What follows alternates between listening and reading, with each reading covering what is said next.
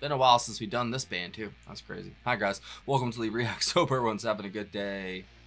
I know I am. We are back with the Kinks for the first time in like freaking months, bro. It's been like 2 months probably. We're going to actually a later one too. This is like 1978 was when this single came out. A rock and roll fantasy. Was written by Davies. It's from the album Misfits, and this song is kind of almost like a meta commentary in a way about the very turmoil-filled years that this was, especially for this album, because they had 2 members leave during the recording of Misfits, and this was their most successful single in years. It reached number 30 on the, I guess, the U.S. charts.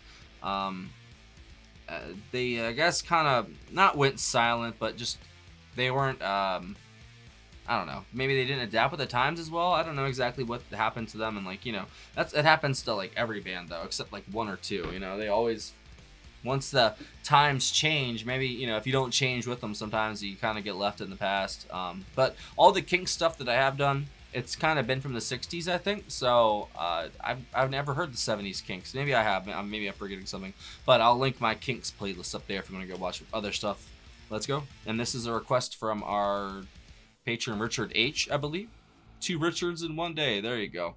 Richard P. and Richard H. All right. Don't forget to like and subscribe. It really helps. All right. The Kinks, a rock and roll fantasy. 3, 2, 1, go.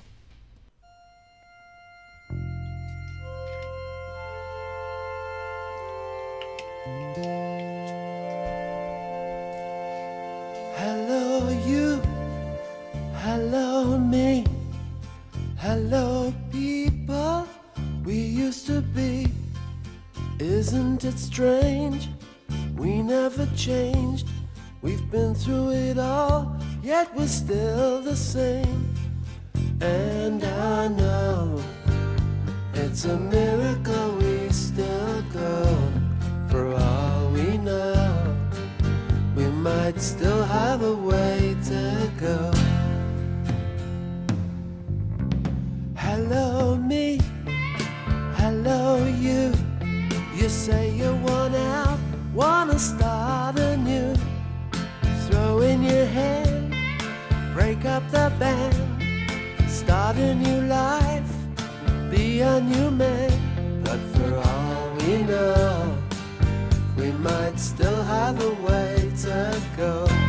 Before you go, there's something you ought to know. There's a guy in my block, he lives for rock, he plays records day and night. How's you guys? And when he feels down, he puts some rock and roll on, and it makes him feel alright. I hear that. And when he feels the world is closing in, he turns the stereo way up high. Yeah. He just spends his life living in a rock and roll fantasy. He just spends his life living on the edge of reality. He just spends his life in a rock and roll fantasy.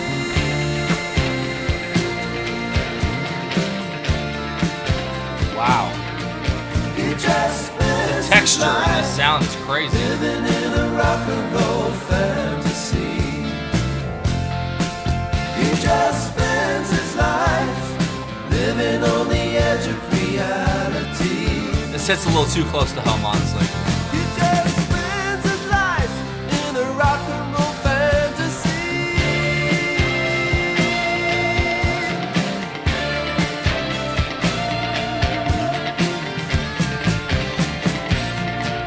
He just spends his life living in a rock and roll fantasy. Those keys are just Look at amazing. me, look at you. You say we've got nothing left to prove. The king is dead, rock is done. You might be through, but I've just begun. I don't know, I feel free and I won't let go. 78, so Before you go, we know what's going on then. there's something you ought to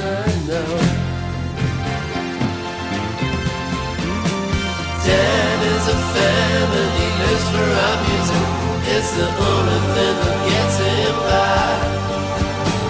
He's watched us grow, and he's seen all our shows. He's seen us low and he's seen us high. Oh, but you and me keep thinking that the world's just passing us by. Don't wanna spend my life living in a rock and roll fantasy. Don't wanna spend my life living on the edge of reality. Don't wanna waste my life hiding away anymore.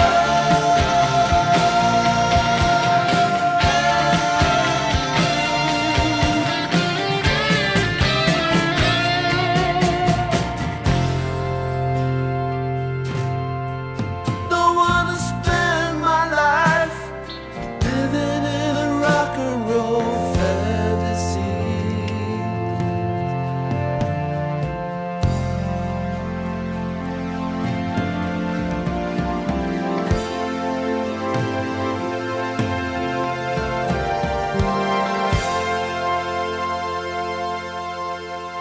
Those keyboards are just sublime, man.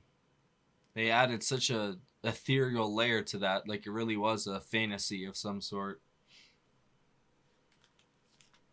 That hit too close to home. Oh man, I wonder if you knew what you were doing there, Richard. That was a good one. That was honestly, that's like my second favorite Kinks song now, I guess.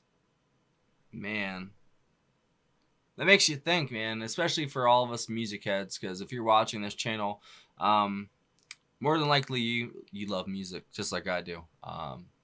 And there's many a times where I just turn my stereo up, put my headphones on, you know, turn it up real loud and just kind of escape. Because real life sucks, man. It really does. You know, there's definitely little bright spots here or there, but for the most part, it feels like, you know, existence is just suffering to a point, you know. If it wasn't for my kids and my girl and all that, I don't know. Every day that goes by, sometimes I find I find another reason to, like, I don't know, just say like, wow, what's even the point, you know? But I see the point every morning, like, you know, when I wake up and I see her, you know, I see any of them, you know.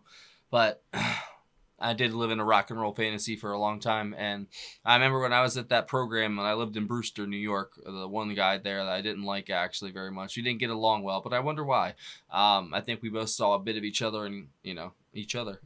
And he told me that I needed to stop listening to the really dark music to, like, you know, get my head out of my ass, basically.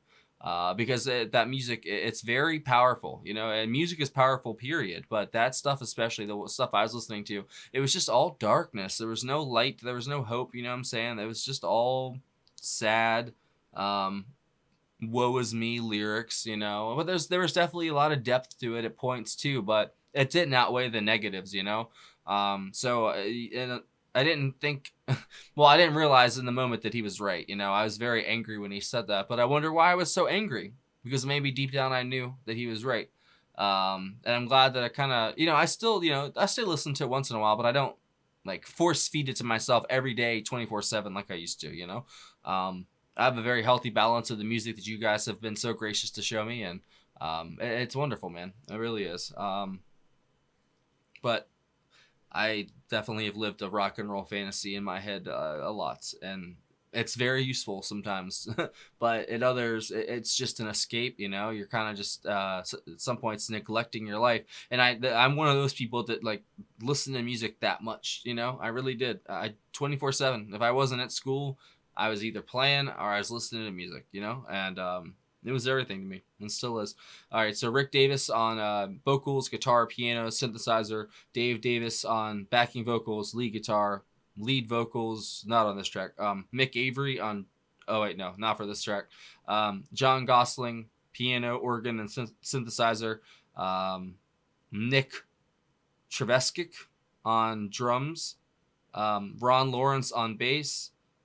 And then there was people who did some overdubs for the drums and bass guitar as well. So I don't know who was playing what here at all, but I can tell you what I liked. I I think the synthesizer filled out the sound amazingly here. It was so deep sounding. There's so much texture to the sound because of the synths. I thought that was great. The guitar throughout was really, really good too. It kind of led the song along.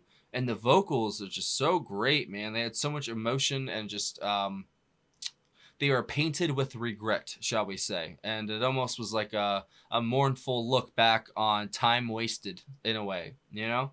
I know this also, like I said, it was they say it's like meta commentary about maybe the band themselves, and I don't know. It's crazy to me. This is the same band that did, you know, Waterloo Sunset and stuff like that, and all the other tracks I've done by them that I've loved. This is like, you know, 13, 14 years later, maybe less. You know, this is a more seasoned and wizened Kinks, and they have seen the highs and the lows, like they say about the fan who seen them through their highs and the lows. You know, they had definitely been through the peaks and the valleys at this point, and they see how, I don't know, they had seen the dark and the light side of what rock can be, because it's just like anything in our lives. It all depends on how you use it or how you interact with it. And some people lose themselves in it. Rock and roll, especially, even back then, like I've heard stories, you know, people that just go crazy, like crazy fans. Like, look what happened to Dimebag Darrell from Pantera, you know, stuff like that. Like, there's people out there that take it so seriously that they would send in hate mail, or if someone didn't like something, or they didn't like a song, you know, like there's a lot of people out there like that, unfortunately. But that's the power of music, because it's literally a spell in a way. It's kind of implanting you with thoughts, feelings, and memories that aren't your own, or you just conjure your own up, your own memories up to fill in, you know, with your imagination and such. But music is powerful, and it has power over people, and it's a responsibility that people should take seriously, especially nowadays with what they just project and what they say in the music that comes out these days. It's not very good for anybody, you know? And I wonder if that's on purpose, you know? I mean, it's obviously the artist writing it, you would hope, you know? But there's no more hope. And if it is, it's fake, you know?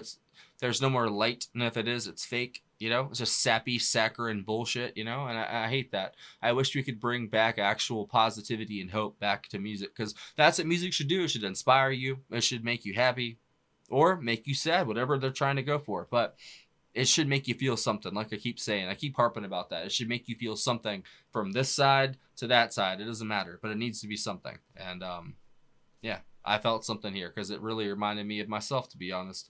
You know, after my dad died, I retreated into music so deeply that I almost didn't come back out. I really did.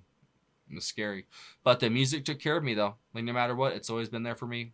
And I bet it always will be. So, all right, that's it. I'll definitely say the synths are my favorite. So are the vocals, the guitars, drums are tight, but you can't beat those synths, man. And that guitar is so sick, man. That was a great Kinks track. And if you have any other tracks you think I'd like by the Kinks, leave it down below. Thanks for watching, guys. I'll see y'all later.